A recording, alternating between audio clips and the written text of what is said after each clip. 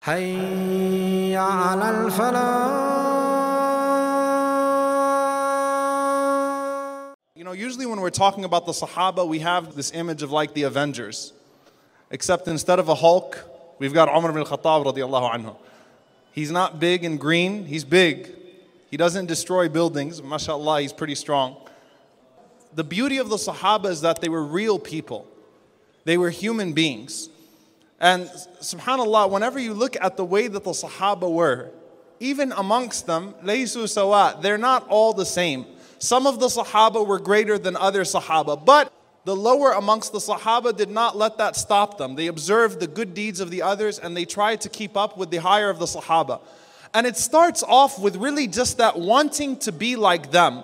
The people that you see that are role models, the people that you see of faith, whether they are Sahaba, whether they're Tabi'een, whether they're people that you just look up to, people that are taking all of the good deeds in the masjid, it starts off with just wanting to be like them, just having a sincere desire, and that can go so far.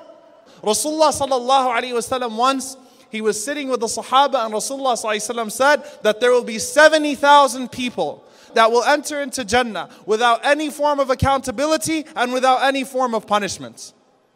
By the way, the Prophet ﷺ, of course, he said Allah will take another 70,000 with each one of the 70,000 and then 2 handfuls and so on and so forth. So it became expanded, so don't feel destroyed. The point is that when you hear a hadith like that, let's say that was the end. 70,000 people get to make it to Jannah without any form of accountability, without any form of punishment. Imagine all of the thousands of years of Muslims, like, how am I going to be one of them? I've got to compete with over 10,000 Sahaba in Fath Mecca alone. So that brings it down to 60,000. Then the Tabi'een and the Tabi'at, you've already got way more than 70,000 in just those first 3 generations. And the Prophet ﷺ said they're the first 3 generations. Wow, I've got no hope, I've got no chance. Now there's a Sahabi who's sitting there by the name of Ukasha radiallahu anhu. Ukasha is not a famous companion. Ukasha is not from the 10 guaranteed paradise. Ukasha is not from the highest class of Sahaba. I challenge any one of you to find another hadith about Ukasha. He's the average Mo. He's just the Sahabi that's there and he's one of the other Sahaba. But that didn't stop him. He didn't sit there and think to himself like, man, I'm in trouble. Ukasha said right away, Ya Rasulullah, ad'u Allah an akuna minhum. Make dua to Allah that I am amongst them. And the Prophet ﷺ said, Anta minhum. Congratulations, you are one of them. So then some of the other Sahaba woke up. They said, whoa, it's that easy? So another Sahabi said, Ya Rasulullah, ad'u Allah an akuna minhum. Make dua that I'm amongst them. The Prophet ﷺ said, Sabaqaka biha Ukasha. Ukasha beat you to it. You just want to be there. He didn't think to himself about his limited circumstances. He didn't think that, you know what, I'm not Abu Bakr or Umar or Uthman or Ali. I'm not any of those Sahaba. I'm just Ukasha. In another incident, Haram bint Milhan radiallahu ta'ala anha was sitting with the Prophet sallallahu alaihi wasallam, and the Prophet sallallahu alaihi wasallam slept in her house. And the Prophet sallallahu alaihi wasallam woke up from a dream and he started laughing.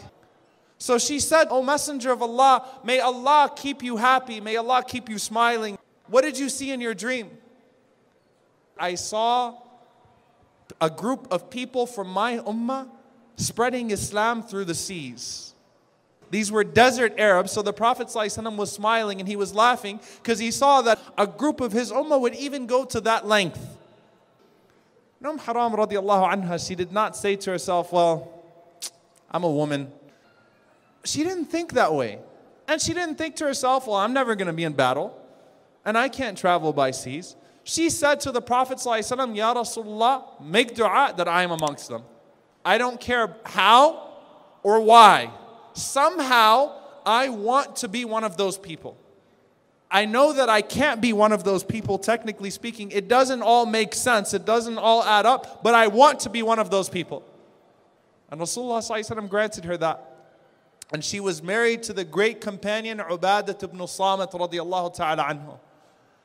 And they were under Muawiyah radiallahu anhu and traveling the seas for the fath, for the opening of Cyprus. She accompanied her husband Ubadah to Cyprus whenever they got to Cyprus, as she was getting out of the ship, she tripped and she fell and she died. Subhanallah. Until today, if you go to Cyprus, you can find her grave there.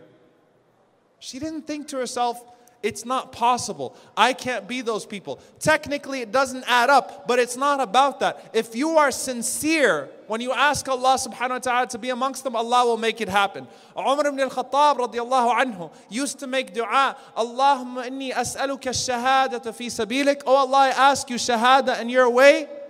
Fi baladi nabiyyik, in the city of your Prophet sallallahu alaihi wasallam. And his daughter Hafsa radiallahu anha says, you know, how are you going to die a martyr in Medina? This is the stronghold. This is the fortress. Right? People will die as martyrs outside of Medina. SubhanAllah, he doesn't care about how it adds up. He just wanted it. And him wanting it was enough for Allah to grant him shahada, martyrdom, not only in the city of the Prophet ﷺ, in the masjid of the Prophet ﷺ, and then to be buried next to the Prophet ﷺ. You want it, it will happen. But how bad do you really want it? Assalamu alaikum wa rahmatullah. If you enjoyed this video, please do share it with friends and family.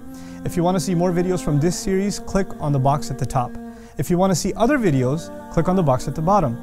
And don't forget to hit the subscribe button. Thanks.